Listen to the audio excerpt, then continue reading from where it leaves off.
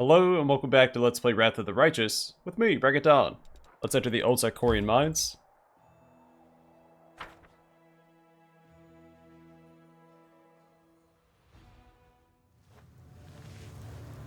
It's time to act! Minimosi travisi. Matritium turinos. Minimosi travisi.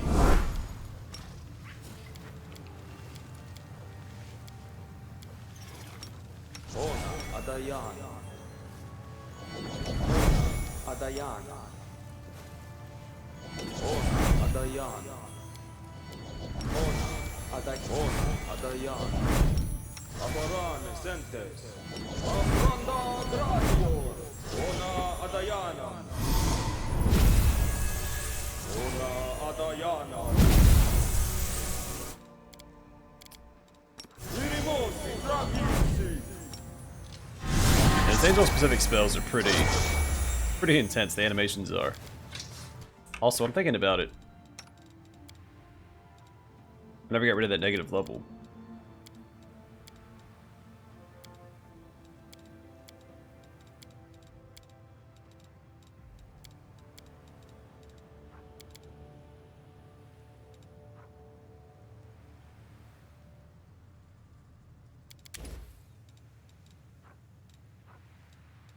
I don't really need a plus two morale bonus to 70 throws against sphere effects. But we also don't need 2 castings of Blessings of Courage and Life, so. Rely on me. Ona, Adayana, Ona, Adayana.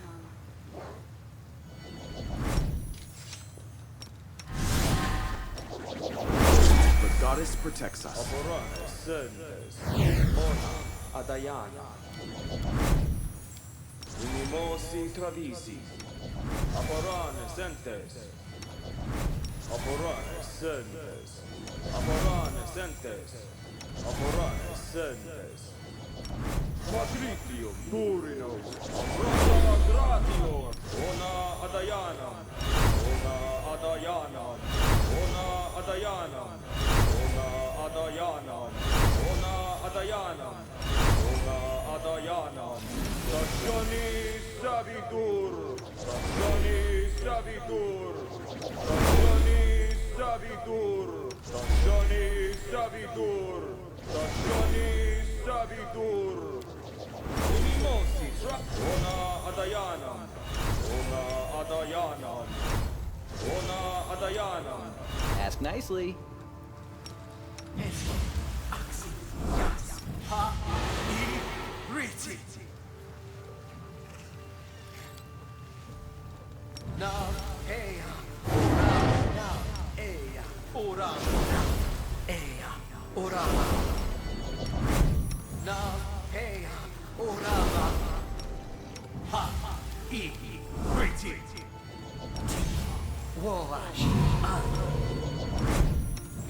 Are we in trouble? Minimosi travisi.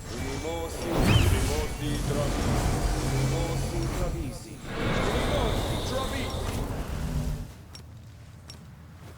Minimosi travisi. My tail is restless. Alright, let's mosey out. The dead man's uniform bears an insignia of the Blackstone Company, a group of Andorran mercenaries.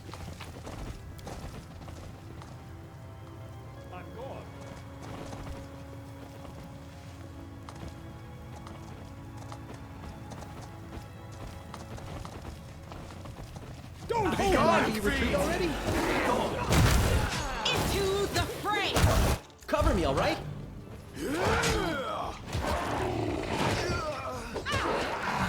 I can still fight.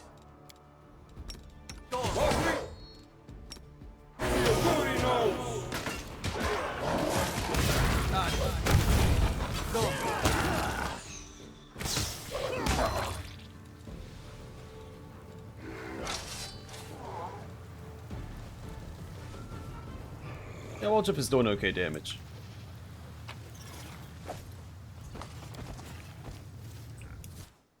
An expert in fire magic clearly took part in this battle.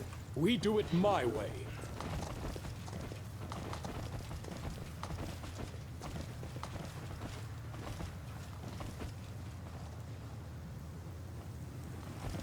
Follow if you dare.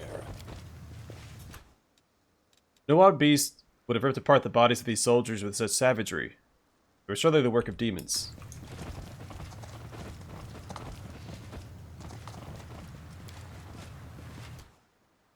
Judging by how little dust there is on the stone fractures, this rock slide is fairly new. Cave ceiling must have collapsed only a short time ago. I'm off.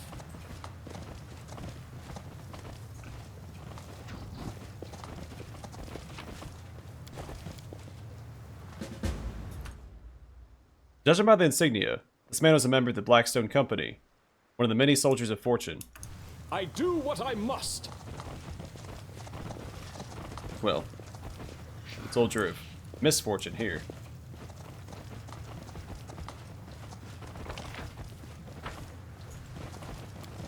Alright, and that does it. Very small area. Spent more time buffing up than we did actually exploring. Which is sometimes the case. I thought there were more fights there.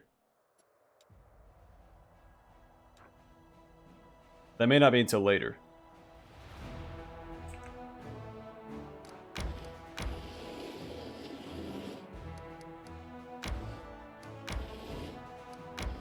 Go ahead and map that out. And back to Drezen.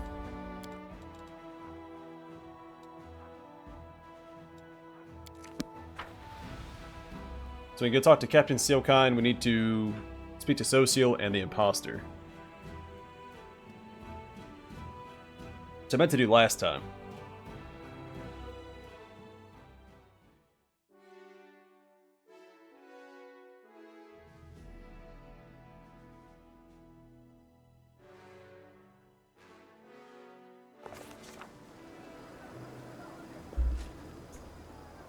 I'm gone.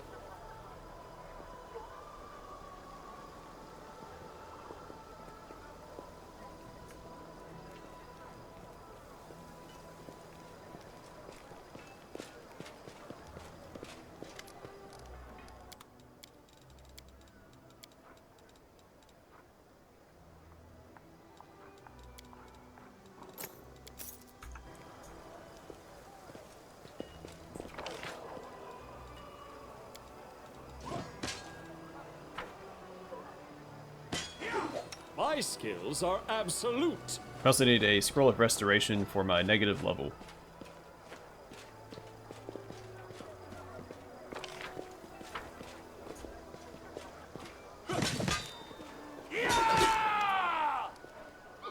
The captain of the Blackstone Company's vanguard bows briskly.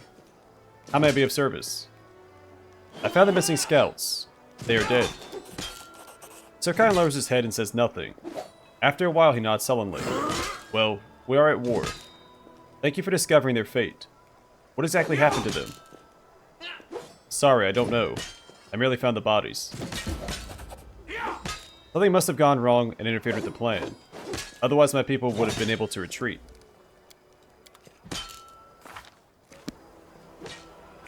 Alright, we are on this side. Let's go talk to Arsino and buy that scroll. Should move.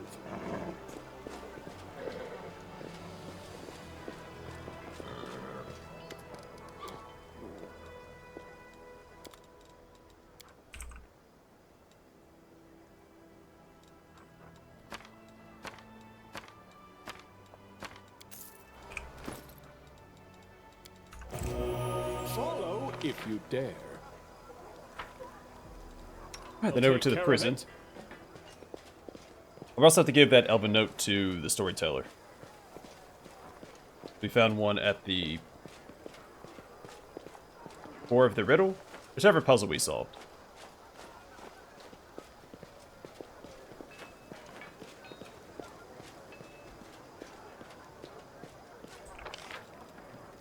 That's not the prison.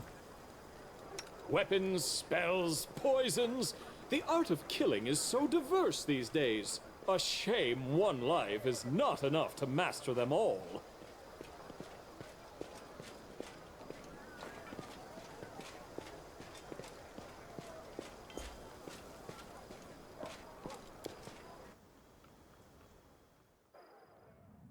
I'm off!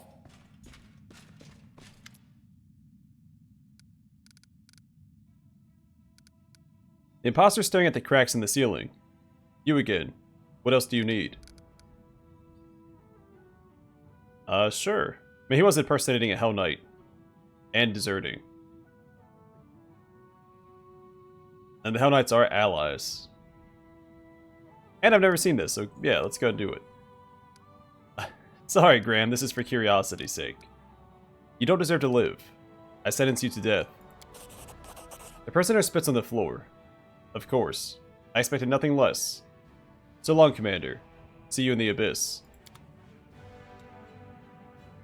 And he teleported away.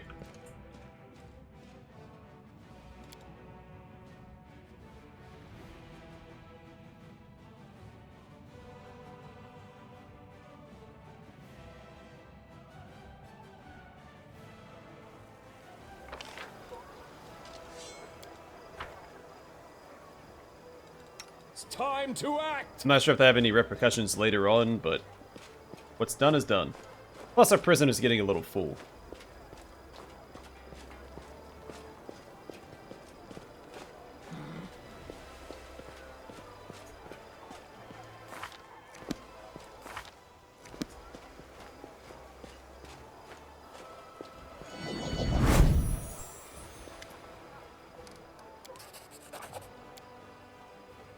Here we go.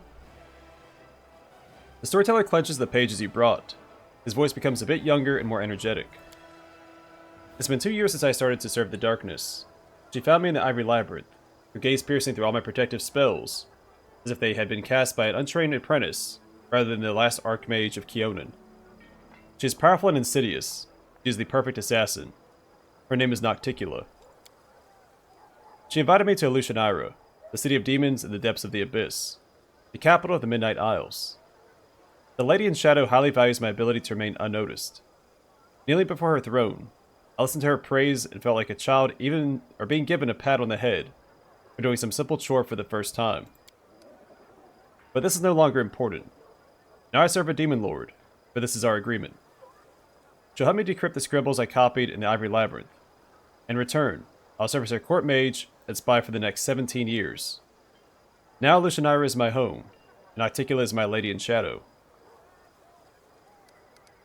Tell me about your life in Elushanira. It's actually pronounced Elushanira, but I like Elushanira. Of all the places in the abyss, Elushanira is the most civilized. My lady wants to make her capital the face of the abyss. A place travelers from other planes can visit without too much fear. I don't care. I'm here only to complete my service, get the promised reward, and return to Golarion. However, strange as it may be, Elushanira's demons treat me honorably. They hate me, sometimes growl at me, but they never attack. I prepared many spells, and am ready to use them at any moment, but I've had no reason to yet. I have my own tower in the upper city, not far from my lady's palace. I've strengthened it with protective spells and set golems to guard it. I created a portal to Golarion at the top of the tower, one which only I can use. It'll be my escape route if I need to flee urgently. I expect an attack every day, but it never happens. This might sound ridiculous and surprising, but I think the demons of Elushanira respect me. You trusted a demon lord. My Lady in Shadow has no reason to hide the truth from me. She does not care about my research. She offered me help out of curiosity. I am something of a bizarre pet to her, both funny and useful. Storyteller shakes his head. She offered me help and I agreed. I must thank my lady for her generosity. 17 years of service for translating 17 phrases from Baphomet's Labyrinth. A bargain. Please continue. The storyteller stays silent for a short while, as if listening to something. I can't smell anything but sewage. I can hear subdemon snores or death rattles. Hidden by a cocoon of spells, I keep invisible watch in a dirty alley in Elushanira's lower city. Two winged shadows sweep past overhead, and a terrible stone-splitting shriek rolls like a tide through the streets. But it can't hurt me. I know the ways of this city, and protect myself from Valexia's wild antics. My voluntary partner, a young half-elf named Kaini, sighs loudly and says yet again, "They are not coming." I shrug just as I have done every time before. I'm not keeping you. Connie frowns and turns away in response. I sneak a look at my friend. His unruly locks fall over his face. Connie carelessly sweeps them out of his eyes, thinking about something. I find myself enjoying his gentle movements and look away, embarrassed. Have a little more patience, my friend. Soon our goal will be here. I am sure of it. You mentioned Valexia. Tell me about her. The Storyteller answers with reluctant admiration. The maddest succubus of all those born in the Abyss. Even my lady in shadow can't but smile upon hearing of the latest mayhem she stirred up just for fun. Surrounded by her 3 succubi friends known as the Sinners, she flies naked over the city, crushing buildings with her raging screams, grabbing poor passersby, taking them up in the air, and dashing them down onto the rocks, getting into raging fights with no rhyme or reason. Truly, Valexia is the bane of Volusia Nyra, but also its wild heart. I didn't expect to find out you had a partner. The Storyteller's face lights up, and a timid smile appears on his lips. I didn't expect it either. Connie is from Golarion, just as I am. He's a thief and a former slave. He escaped from the Cyclopes of the dying empire. I met him before I left Golarion for the Abyss, in my old tower. A thief who sought not my life, but shelter, a place to spend the night, and protection from his former masters. My charms worked. Connie couldn't get past the ground floor of the tower. That's where I found him, sitting on the floor, entangled in my trap's living vines. I freed the hapless thief. I wasn't angry at his intrusion. I was even glad to talk with this restless youth of the short-lived folk. I had no idea how much I had missed companionship. After that, Connie often spent the night in my tower, partaking in my hospitality. Together, we lived through the terror of Earthfall, and when the time came, I took him with me to the Abyss. Recently, he has even helped me carry out some of my lady's tasks, those that give him the opportunity to make some money. Does your partner know about your goal to save Golarion? Oh yes, we've discussed my plans many times, sitting at the top of the tower, nursing goblets of warmed wine. Connie shares my love for our dear Golarion, and supports my desire to save its doomed civilizations. The Storyteller smiles warmly at the rush of memories. My friend is not like me at all. He is young, hot-tempered, and mischievous. He prefers to act first and deal with the consequences later. Perhaps this is why we get along so well. Opposites attract. Please continue. Finally, my patience is rewarded. I see a slouching demon in rags, so pathetic that even the demon guards of Volusia Nyra would not lay a hand on him out of disgust. But my spell-enhanced vision can't be fooled. I see the incubus Zephyrian, the ruler of Volusia Nyra, who answers only to the Lady in Shadow herself. Passing a step away from me, might be Zyphorian, stumbles and falls into a puddle of sewage, rousing disdainful chuckles from the few witnesses. But I won't be fooled by this game. Instead, I concentrate, becoming even more focused. My lord, I discovered this crystal of unknown power on one of the Midnight Isles. Have a look. A hand holding a heart-sized crystal burning with purple flame emerges from under the rags. The incubus's hand is shaking, skin on his palm slightly smoldering from touching the crystal. The demon's reflection in the puddle of sewage ripples and changes. I don't hear Zyphorian talking to his mysterious lord. The incubus hides the purple crystal back under the rags. As you wish, my lord. No. Articulate knows nothing about these crystals. I am sure. Of course, Lord Sokoth Benoth. I wince. I have no desire to stand in the way of a demon lord. I turn around. You see, Connie? We're able to get evidence of Zyphorian's treason. I was right. But my friend is nowhere to be seen. Who is Sokoth Benoth? The Storyteller cringes. A disgusting demon lord, champion of meanness, debauchery, perversions, and breaker of taboos. He is Nocticula's brother and former lover. Out of jealousy, he tried in vain to kill my lady, but he remained alive after the attempt. He is driven by fear, shame, and hatred toward his powerful sister. Please continue. I'm standing at the top of my tower. There's a goblet of warmed wine in my hand. Articulate was pleased with my raid. Oh no, Joel kills Zyphorian on the spot. My lady's punishments are much more sophisticated. Sorry, I hit my desk. Banishing, demotion, even transformation into the pathetic creature the incubus was masquerading as. Articula has a lot of choices. I don't care. I've done my part. I sip from my goblet and turn to my friend. Without saying a word, Tiny takes out a rag from under his shirt and shows me the purple crystal wrapped in it. I chuckle. That's where my friend went at the end of the raid. Well, we're going to keep the crystal. I'll study its properties in detail and find out if it will help us achieve our goal. Articulate doesn't have to know that I have the crystal now. Let her look to Vorian or her Demon Lord brother for it. I drink from the goblet again and look down. Alushanara lies at the bottom of the tower, like a faithful dog at the feet of its master. I earn respect here. Even the Lady in Shadow heeds my words. I feel a treacherous smile appear on my lips. Of course, when 17 years have passed, I will return to Galarian. But for now, I like my life here. The Storyteller is quiet for a long while, thinking about what he saw, then runs his hand over his face, tired. I served a Demon Lord, and what's more, I liked it. I did not expect this for myself. I was completely different. Different thoughts, desires, motives. What made me change so much? I don't know. The Storyteller shakes his head ruefully. Doing this just to grab that text.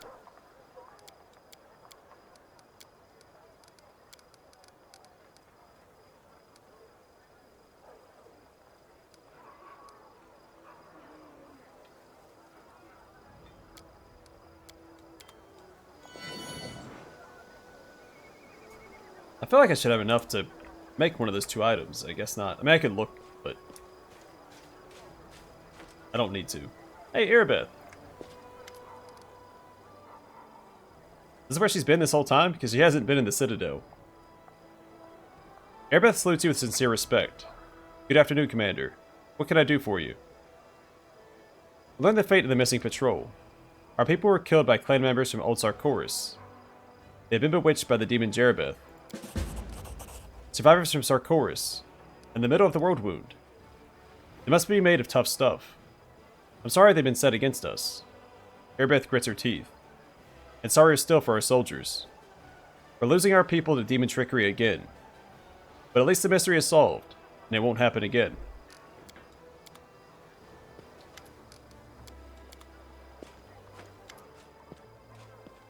The cleric is drawing Erebeth.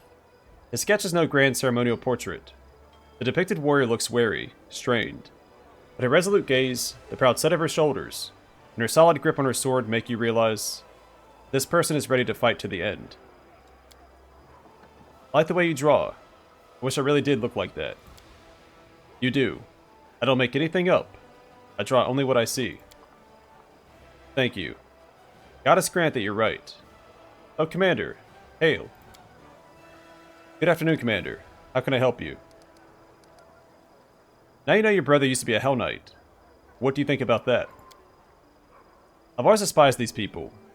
When my brother left the path of service to the goddess, he made a place for himself among them. And he did a lot of good, it seems. I don't know what to think. Perhaps I shouldn't have put Trevor on a pedestal. Perhaps I shouldn't have treated those knights so poorly. And not all Hell Knights are evil. It can be any lawful alignment and be a Hell Knight. You see, I was quite fervent in my beliefs as a boy, and I thought the teachings of the goddess had already revealed to me all the truths I should know. Now I realize I didn't know a thing about the world around me or about myself. Perhaps this world chewed me up the same way it did Trevor, or perhaps his example keep me from breaking. I do what I must.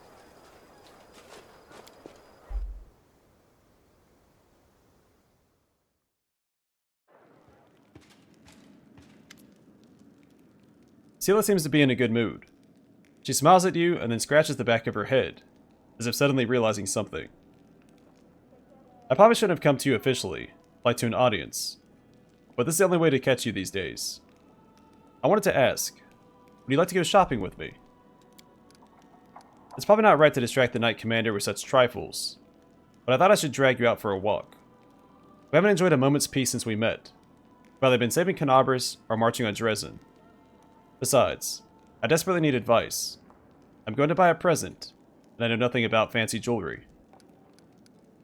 Who are you buying the present for? For Elin and his bride. After that story at the camp, when Carl stole the ring from us and summoned the demons, Elin and I both overreacted, said some things we shouldn't have. He apologized to me, but I haven't really apologized to him. I want to buy a ring to replace the one that was stolen. And there's a new jewelry shop in Drezen. It's owned by Sunhammer, the same jeweler who made the first ring. A great idea. I'd love to stretch my legs for a bit. Well, great. Well, then I'll meet you at the jewelry shop. It's in the east of the city.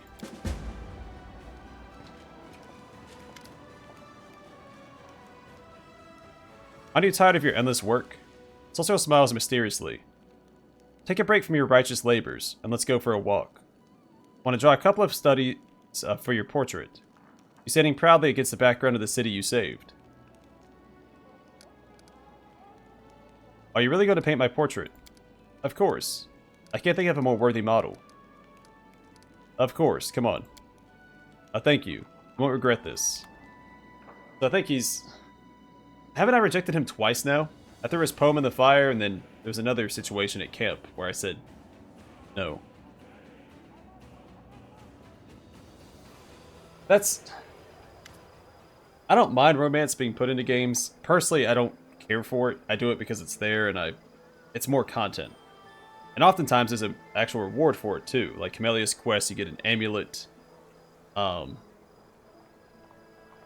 don't remember if you get anything from romancing a Rushalai. But, I don't know. Sometimes it gets... The romance stuff takes center stage a little too much.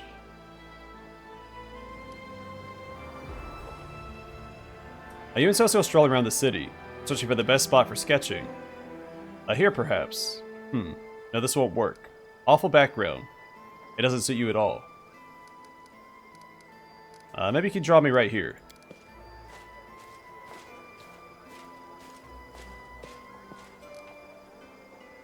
Maybe here? No, the light is wrong. I want the background to suit you. I want it to be perfect. What else have you been drawing lately?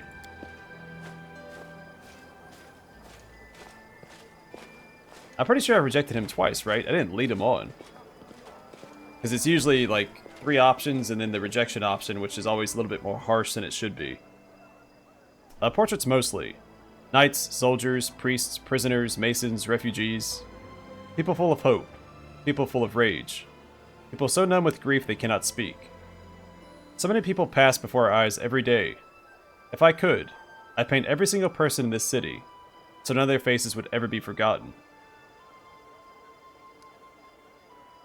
The weather has been rather strange lately, hasn't it?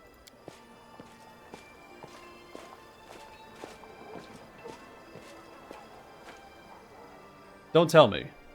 Honestly, I'd hope the World Wound's influence would recede once we cleanse the city. I'd hope normal weather would return. I still shiver whenever it rains blood. Perhaps I was naive. Still, there's nothing to worry about. Once we win, the warm winds, gentle rains, and rainbows will return. Aha! Socio stops, beaming with anticipation. This is the perfect place. Stand over there, please.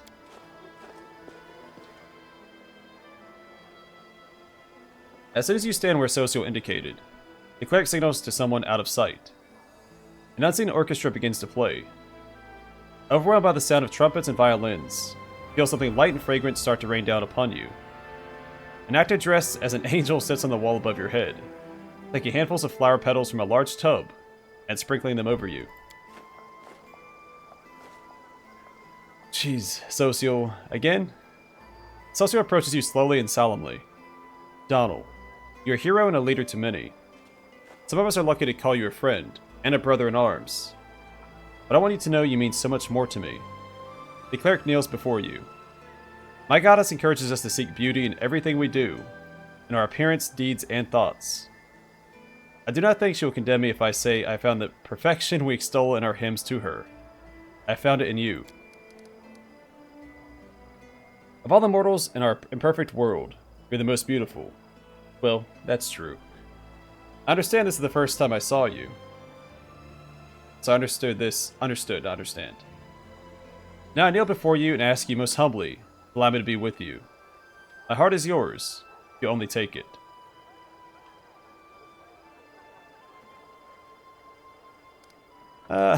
Yeah, I guess we'll go with option 3. Grimace. What is this circus? Celsius looks crestfallen.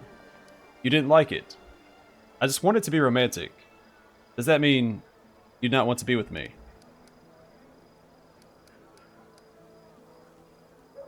Yeah, certainly not. I'm not gonna do 3. I'm gonna be as direct as I can be. Certainly not. Get this romantic nonsense out of your head and try to figure out how we can win this war. Crestfallen, Celsius rises to his feet and dusts off his knees. I apologize. I've overstepped. I promise it will never happen again. You leave Socio and return to your quarters. The cleric watches you go with tears in his eyes. I mean, I can only say no so many times, right?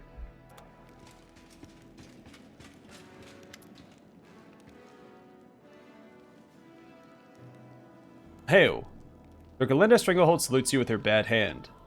Amidst the critical shortage of supplies, a number of soldiers who call themselves the Fellows of the Crusade have set up a black market in the army. They steal everything that's not nailed down, trade medicine for swords, and spell scrolls for tobacco and rations. They know better than to ask for anything from command, so they take care of themselves. If someone's not happy with the trade, out comes the knives. I don't know how to deal with it except by alleviating the shortage of essential supplies. We should press Mendev for more deliveries. We need to sort out our storage, build some decent warehouses. Right now, it's a thief's paradise. An underground market, huh? What's so bad about that? Let him trade things. Let's authorize it, and there won't be a black market. Just a normal, legit market. If someone is in need of something, we're the ones who must provide it. We should ask the priests of many different gods. They have wealth and influence. Maybe they can help. You thought I was joking when I said our soldiers would soon need our experience of surviving in the caves. Well, here we are. This is the day. Time to live off the land. I'll teach your fighters how to survive on barren rocks, and there won't be any need for a black market. Who are these fellows of the Crusade? Where did they come from? Every army has people like them. Crafty folks who are willing to survive at all costs. Keep in mind, these aren't brigands, otherwise they wouldn't have enlisted in the Crusader army. They want to free Galarian from the demons just as much as anyone, but their choice of methods is indiscriminate, to say the least. Not everyone joins the Crusade out of the goodness of their heart. Some are hiding from Mendev's judgment. Some are here for glory. Some are dreaming of treasure and spoils. We've got repentant cutthroats, illegitimate children, adventurers, rogues, all kinds. And each one of them is poor and used to not being able to rely on those in power. In their experience, everyone who has any sort of influence is a greedy cheat, and only common folk can be honest. That's why they call themselves the Fellows of the Crusade. They're your fellow soldiers who are trying to make things fair, in their own way. And others follow suit, whether they really believe them or they're just doing it as a jest. Who knows? Why don't we deal with the root of the problem? We'll purge our ranks of the Fellows of the Crusade and put everything back in order. Because they are not the root of the problem. When the army has everything they need, these fellows are just like any other soldier. But when it's like this, empty warehouses, rotten gear, not enough food to eat, many may be forced off the straight and narrow. These are ordinary soldiers. They're not saints, that's true, but they're not hopeless reprobates either. When you charge into battle every day, you learn to value your life. You get used to the idea that you're the only one who's responsible for it. Your commander is not your mommy or daddy, and if they're not going to appear on the battlefield and give you a potion to save you from a curse, or die for you if you don't have one in your bag, so they make do. Woljif, how do you end up on this council? And why not, huh? I'm your man when it comes to fetching the unfetchable, you know? So I figured I could show the lads in your army how it's done. And it never hurts to be close to those in charge of grub and new boots. I'd like to hear about your suggestions in more detail. Yes, Commander. Woljif, what are you suggesting? Fighting under the counter trade goes about as well as smacking nettles with a stick. Swing all you like, even pave over it. It'll just grow through the stone. If soldiers are trading, it's because they gotta. So let them trade out in the open. We build them a market and keep an eye on it to make sure there's no tussle, that the trade's more or less honest. We'll even be able to make a tidy sum out of it ourselves. The Queen put you at the head of a disciplined army. Are you sure these kinds of liberties won't hurt that discipline and turn them into a mercenary gang? Arushalai, what's your plan? The churches of many gods support the Crusaders' cause. They heal, bless, pray. If we ask them, maybe they'll help us ease the shortage of provisions and gear. I'm sure that if we build some shrines, the priests won't refuse to help us. The priests are going to help us. Give me a break. They're only generous with prayers and good wishes. Lan, what do you say? I say that hoping for handouts is pointless. Warriors must know how to provide for themselves even in the middle of a wasteland. The surface is chock full of resources. We just need to teach the troops how to use them. And well, how not to be too picky. But we're not alone. The Crusaders have supporters all over Galarian. It can't be that we have to fight demons to save the world without being able to make the ends. I'm not sure how to say it properly. Dorgalinda, what are your thoughts? We need to keep pressing Mendev, double or triple our efforts if we have to, until they finally get proper supply chains up and running. Let the Queen come up with a new tax, or make the aristocrats pay up, or go into debt. That's not our problem. The Mercians sent us here to win a war, so let's make them take care of our needs. Honestly, at this point, our soldiers don't even have a clean shirt to die in with some dignity if they fall. She frowns. Although, I'm familiar with those misers from the treasury. It's like getting blood from a stone. Mendev's already up to its neck in debts. You keep shaking an empty mug, you never get more than 3 drops. Still hoping for handouts. We need to face it already. We're on our own here, so we have to survive however we can. That purple moss that grows on rocks. Pretty edible, I've checked. Everything is clear. So what's our course of action? So Woljif gives us the market.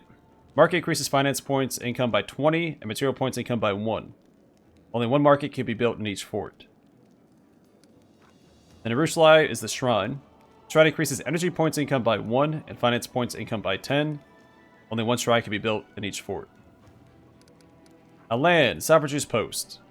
Salvager's Post increases materials and energy points income by 1. Only 1 Salvager's Post can be built in each fort. And Dorgalinda, Warehouse. Warehouse increases finance points income by 100 if it is built next to an inn. Material points income by 1 if it is built next to a supply center. And energy points income by 1 if it is built next to the sanctuary. Only 1 warehouse can be built in each fort. I'm going to go with Arushalai as a paladin. Arushalai, we'll ask the priests for help. I'm sure they won't let us down, and will arrange for their shrines to appear in our fortresses. Let every soldier in need know where they can get help. I do wish there was more consequences for these choices. So like Dorgalinda says, I forgot it was, but other companions or the advisor offer a rebuttal. I kind of wish that rebuttal would also come to fruition at some point. Because otherwise, it's just all positives. That's kind of boring. Thank you for making the call, Commander. I'll report all further developments directly to you. If we run into anything else that requires your attention, I'll immediately convene the council. Commander, I'm glad to report that the reorganization of our army is practically complete. It's time for a counterattack. Kremzada has used his magic to erect a citadel, Storm's Peak, the south of Drezen to threaten us. We must destroy this fortress. But before we set out, I strongly advise that our officers are informed of the tactical approach we're going to follow on the battlefield from now on. Apart from good soldiers and generals, an army needs a doctrine that states how it intends to win future battles. Personally, I'd support a cautious, balanced tactic of attrition based on a defensive style of warfare. A decisive cavalry charge is the best tactic I know. The demons are bloodthirsty, and and they're not too eager to die for their cause. If we were to daze them with a powerful strike and shake their confidence, they would choose running for their lives over a selfless stand. We cannot change the fact that our warriors lack the demon's individual might, but our discipline and chain of command are superior. The best way to use it is to maintain a tight formation, move the foot soldiers up front, withstand the enemy's blows, then perform a quick and crushing counterattack. That is how the Taldan phalanx won their battles. That is how we will prevail as well. No matter what bright ideas the general has, no matter what strategies they may devise in advance, in battle, a soldier must know how to react. If I were in charge, I'd give my officers freedom to act on their own initiative, instead of hammering particular tactics into their heads. Here's what I think. Our soldiers are a brave lot, but they're too fond of fighting in formation on a clear field. We're at war, not a ball game. We need to be more cunning than that, more inventive. In all our cores, we know plenty of ways to hurt the enemy without attacking from the front. Many of those ways would be useful to our army today. I want to know more about Cremzida's stronghold. Storm's Peak is a mountain fortress built by the demon's unholy magic. Cremzida chose the location for its base of operations wisely.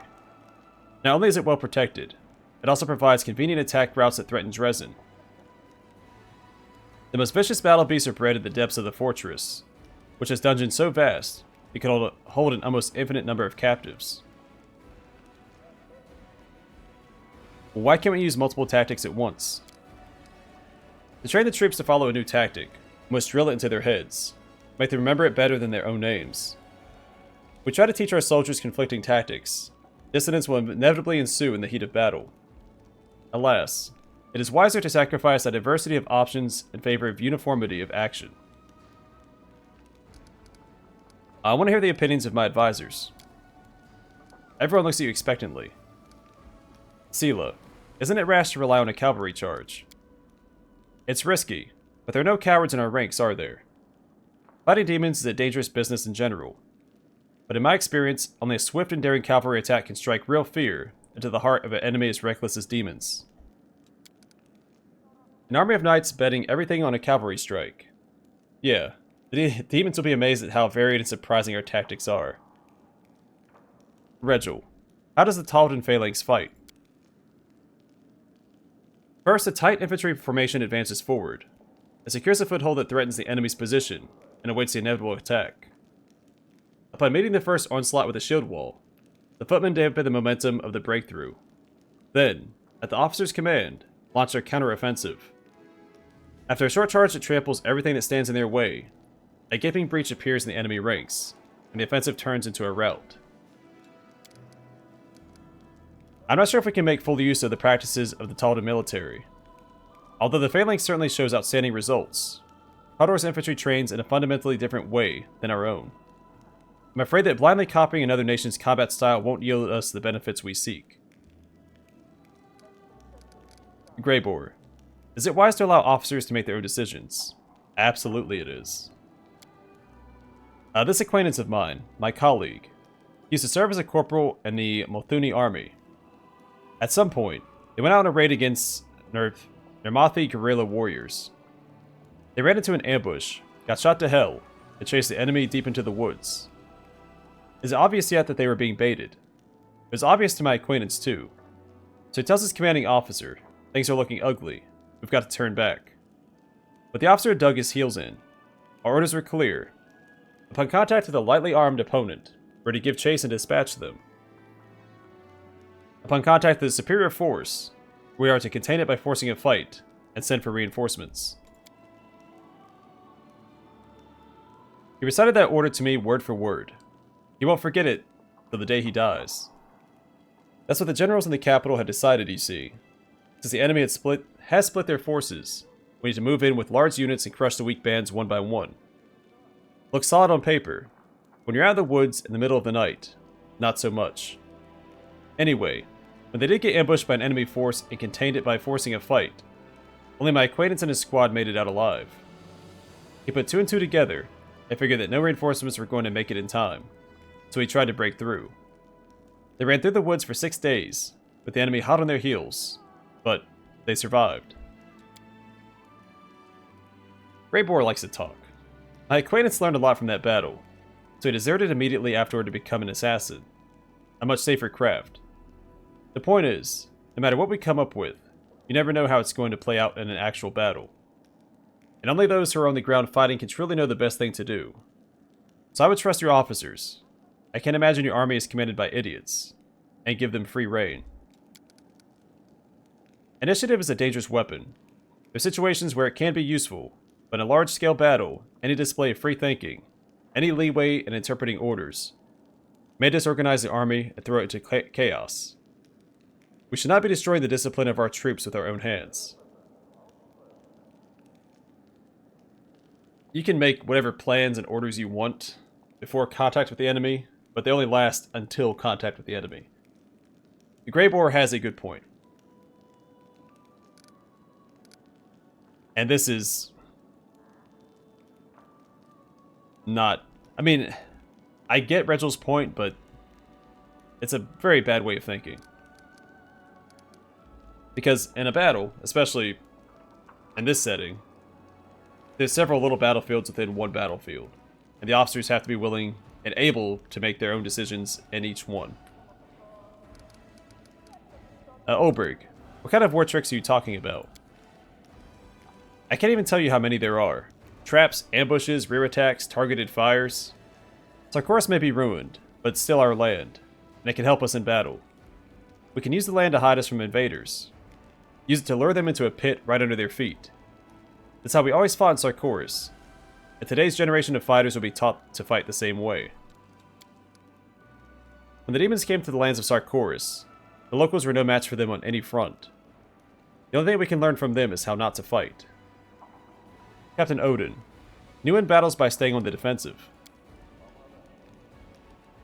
History knows of virtually no prominent generals who disregarded defensive combat doctrine. There are times when letting the enemy break their teeth upon your army's formations is more advantageous than going on the offensive yourself. Perseverance oft times best valor. Sila snorts. You can't win a war by sitting on your hands, especially against an innumerable force of demons who keep pouring out of the abyss. We must strive for victory, live for it. That's the only way we'll put an end to them. I agree with that as well. The Abyss has an infinite amount of demons they can throw at us. Playing defensively is not going to dull their offensive. Like Sila's right in this case, you have to push in as hard and as fast as you can and get to the objective and seal the Abyss. Everything is clear to me now. Advisors nod respectfully in response to your words. So we get the charge ability with Sila's option. A unit gains a +1 bonus to speed and a +20% bonus to damage for 1 round. Unit receives a -2 penalty to armor class for 1 round. Paladin Phalanx, also charge. Wait, what? Oh, it's for all infantry. This is for all cavalry. Then all cavalry and ranged units gain the Independence feat. This unit has a +2 bonus to initiative. I mean, our ranged units usually go first anyway, so not worried about that. Cutting tactics for all infantry and ranged units. On the first run of combat, all ranged and infantry units gain a +4 bonus to initiative and a +2 bonus to attack. That's actually pretty good. And the tough feat. Our unit has a +2 bonus to saving throws against disease and poison. That's okay. That's whatever. I'm going to go with option 4. I prefer to win battles with an aggressive cavalry charge. Wonderful. We'll trample this demonic filth into the dirt before they even know where we hit them from or where to run. Well, I believe the military council has reached a decision on all the necessary reforms. All that's left is to put our army to the test. The Siege of Storm's Peak. This battle will show us the worth of all the work we've done. Captain Odan's voice quivers nervously on these last words, and for an instant, his mask of composure cracks. Seeing you take notice, he shoots you a look of warning that says, "Not now."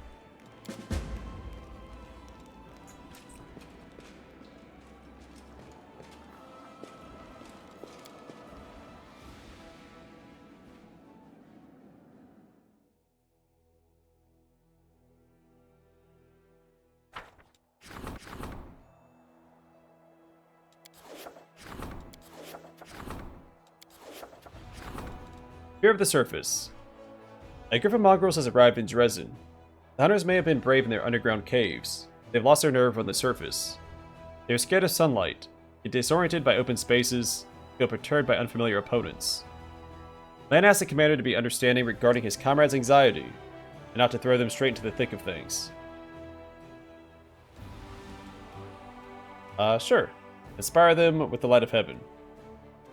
So 50 mongrel sharpshooters, we've seen before. We lost them all, but the light of heaven steeled the hearts of the underground hunters. They're now ready to face any challenge and defeat any foe. What does Heavenly Protection do? Also on bonus armor class, that's pretty good. Frenemies. A conflict between two officers has led to a defeat in a skirmish with demons. One of the officers, a charming young noble, tried saving the lives of the soldiers. The other, a cynical veteran mercenary, acted based on the principle that victory is all that matters. The soldiers from each unit blamed the other unit's officer for the defeat. How should the investigators arbitrate the guilty parties?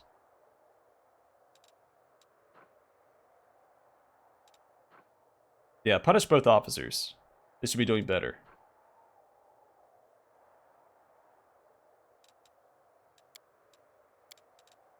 Both officers took part in this quarrel, unless they were both responsible.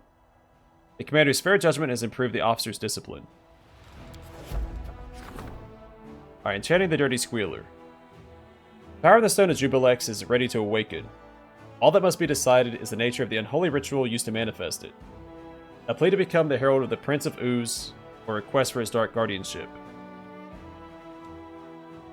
So Embrace of the Faceless. Whenever you cast a grease spell, all creatures within the affected area must pass a reflex saving throw or suffer 5d6 acid damage. Or summon the Voice of the Faceless. Whenever you cast an ear-piercing scream spell, the damage it deals is no longer limited to 5d6. Instead, it deals 1d6 plus 1 per 2 caster levels points of damage. Creatures who fail the saving throw against it become dazed for 2 rounds instead of 1 round. The amulet also increases the save DC of all spells with Sonic Descriptor you cast by 2. We'll go with option 1. Jubilex heard the call and answered it.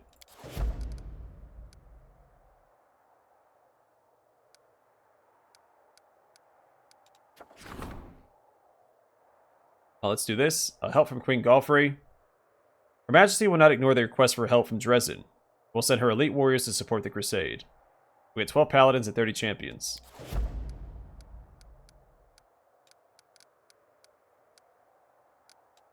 Of course, that was diplomacy, so we have time to kill. And sure, go ahead and start that. We have nothing else going on, so there's no harm in it.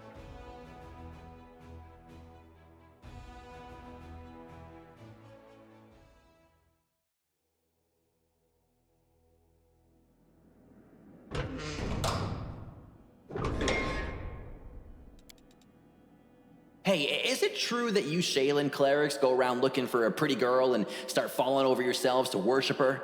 And if you bring the pretty girl back to the temple, you get paid cash? Okay, so here's the deal. We catch a succubus, bring it to the temple, and split the payout. Hang on, why are you laughing? I'm not. It's just a cough.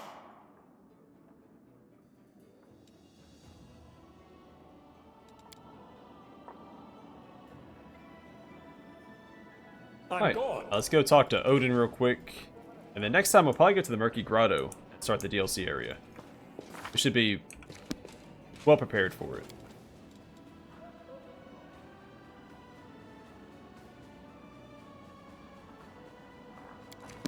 I don't think it's going to force me to help out Sela. Is it?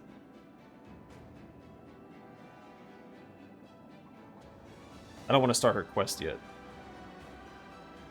But yeah, we'll do that instead of going to Murky Grotto.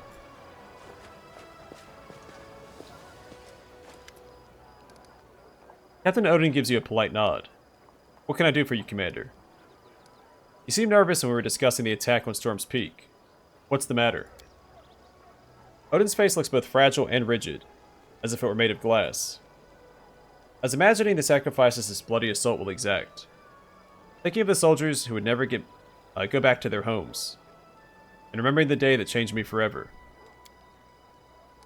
That day at the end of autumn, when my warriors charged into the fire and became ashes in memory. The day for which I was named a hero, and whose guilt will haunt me until the day I die. Tell me about that day. I can describe it in great detail. I return there every night as I fall asleep. I remember how it sounded as the outpost was consumed by flames. I remember counting my soldiers after every attack, every bleeding wound of a gap that had opened in our ranks. How people threw themselves into the boiling river to escape the burning air. And naturally, remember how it felt to be the last, to be the only one left. But I won't recount the specifics to you. This is my nightmare, and burdening my leader with it would be treasonous. Why are you tormented by guilt? I could have done more. I could have saved at least someone. It's true. I didn't hide behind my comrades' backs, and the wounds I took in that battle nearly killed me. But still, I could have done more. What it comes down to is that it's just not fair that I survived, when everyone who trusted me with their lives died. If there is justice in this world, my survival affronts it. Why did you stay in the army after that? Odin smirks bitterly. Because they called me a hero. I was so ashamed at that moment. I knew that they were the heroes, the ones who would never leave the outpost. Their heroism was my undeserved glory, and was thrust onto my shoulders with all the weight of an order. I swore that I would carry my burden until I became worthy of my brothers and sisters in arms. I am guilty of receiving the glory that their valor made rightfully theirs. Thank you for telling me this. I'm a soldier. Soldiers aren't made for easy lives. Something subtle has changed in his expression, as if some unseen visor has been slid back over his face, marking the end of that moment of painful sincerity that arose between you. We do it my way. So he has a PTSD and survivor's guilt.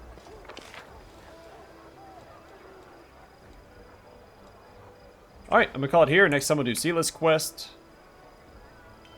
and go from there.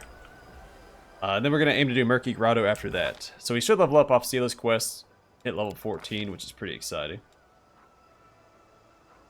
Get Aura of Faith. So, that'll be fun.